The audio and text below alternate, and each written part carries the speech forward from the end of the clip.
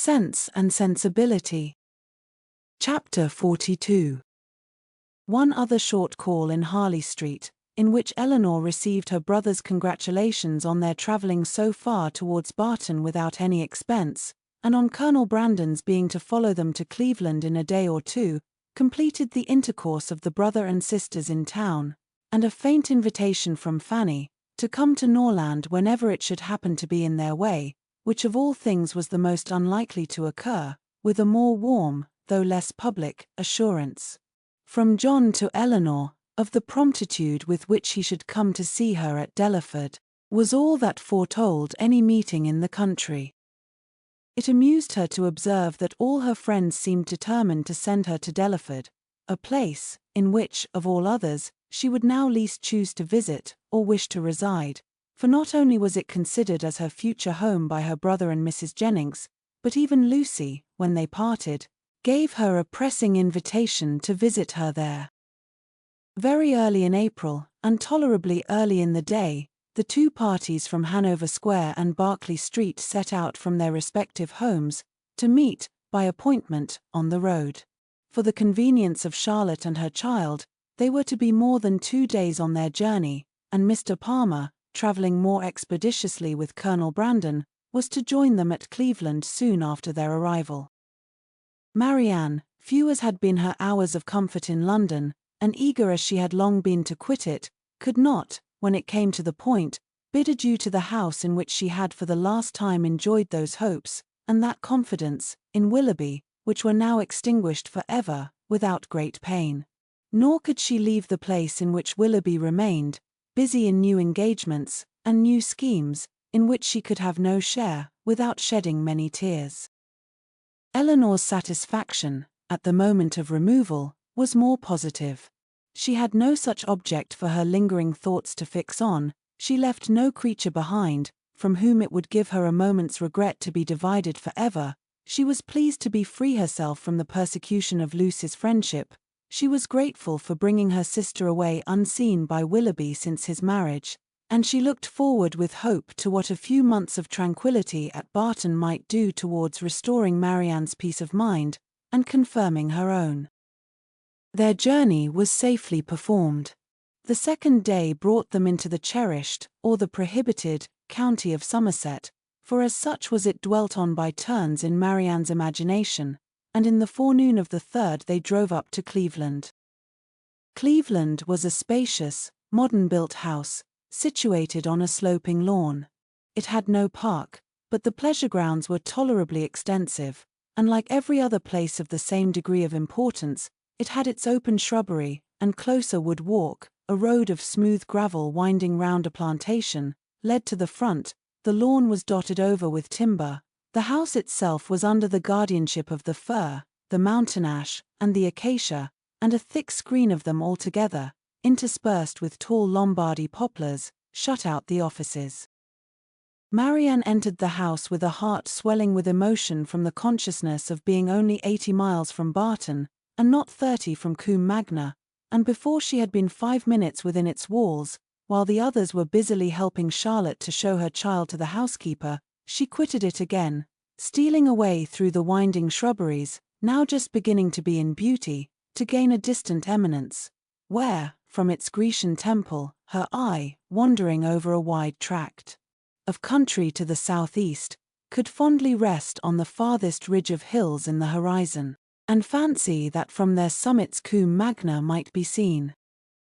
In such moments of precious, invaluable misery, she rejoiced in tears of agony to be at Cleveland, and as she returned by a different circuit to the house, feeling all the happy privilege of country liberty, of wandering from place to place in free and luxurious solitude, she resolved to spend almost every hour of every day while she remained with the Palmers, in the indulgence of such solitary rambles. She returned just in time to join the others as they quitted the house, on an excursion through its more immediate premises, and the rest of the morning was easily whiled away, in lounging round the kitchen garden, examining the bloom upon its walls, and listening to the gardener's lamentations upon blights, in dawdling through the greenhouse, where the loss of her favourite plants, unwarily exposed, and nipped by the lingering frost, raised the laughter of Charlotte, and in visiting her poultry yard, where, in the disappointed hopes of her dairymaid, by hens forsaking their nests, or being stolen by a fox, or in the rapid decrease of a promising young brood, she found fresh sources of merriment. The morning was fine and dry, and Marianne, in her plan of employment abroad, had not calculated for any change of weather during their stay at Cleveland. With great surprise, therefore, did she find herself prevented by a settled rain from going out again after dinner. She had depended on a twilight walk to the Grecian temple, and perhaps all over the grounds, and an evening merely cold or damp would not have deterred her from it, but a heavy and settled rain even she could not fancy dry or pleasant weather for walking. Their party was small, and the hours passed quietly away. Mrs. Palmer had her child, and Mrs. Jennings her carpet work. They talked of the friends they had left behind, arranged Lady Middleton's engagements, and wondered whether Mr. Palmer and Colonel Brandon would get farther than reading that night.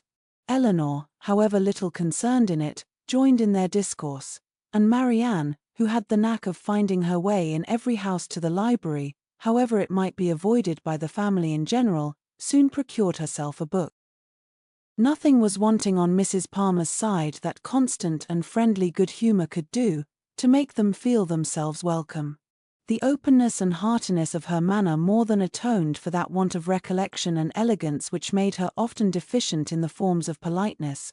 Her kindness, recommended by so pretty a face, was engaging. Her folly, though evident, was not disgusting, because it was not conceited, and Eleanor could have forgiven everything but her laugh. The two gentlemen arrived the next day to a very late dinner, affording a pleasant enlargement of the party, and a very welcome variety to their conversation, which a long morning of the same continued rain had reduced very low. Eleanor had seen so little of Mr. Palmer, and in that little had seen so much variety in his address to her sister and herself, that she knew not what to expect to find him in his own family. She found him, however, perfectly the gentleman in his behavior to all his visitors, and only occasionally rude to his wife and her mother.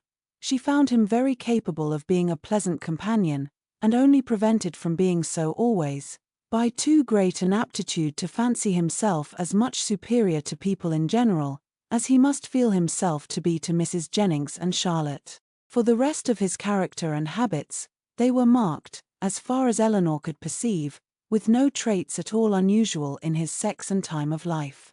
He was nice in his eating, uncertain in his hours, fond of his child, though affecting to slight it, and idled away the mornings at billiards, which ought to have been devoted to business.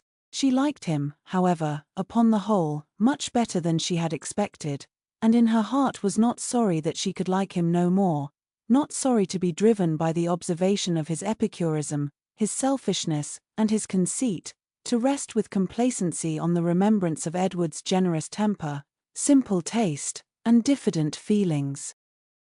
Of Edward, or at least of some of his concerns, she now received intelligence from Colonel Brandon, who had been into Dorsetshire lately, and who, treating her at once as the disinterested friend of Mr. Ferrars, and the kind confidant of himself, talked to her a great deal of the parsonage at Delaford, described its deficiencies, and told her what he meant to do himself towards removing them. His behavior to her in this, as well as in every other particular, his open pleasure in meeting her after an absence of only 10 days, his readiness to converse with her, and his deference for her opinion, might very well justify Mrs. Jennings's persuasion of his attachment, and would have been enough, perhaps, had not Eleanor still, as from the first, believed Marianne his real favourite, to make her suspect it herself.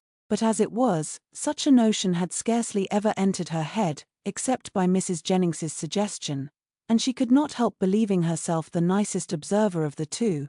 She watched his eyes, while Mrs. Jennings thought only of his behavior, and while his looks of anxious solicitude on Marianne's feeling, in her head and throat, the beginning of a heavy cold, because unexpressed by words, entirely escaped the latter lady's observation, she could discover in them the quick feelings, and needless alarm of a lover.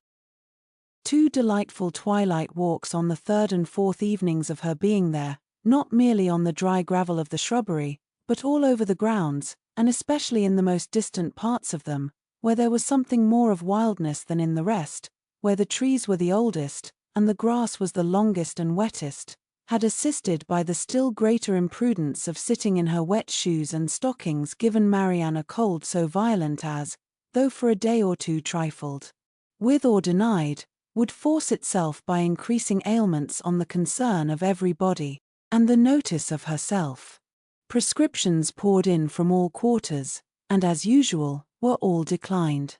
Though heavy and feverish, with a pain in her limbs, and a cough, and a sore throat, a good night's rest was to cure her entirely, and it was with difficulty that Eleanor prevailed on her, when she went to bed, to try one or two of the simplest of the remedies.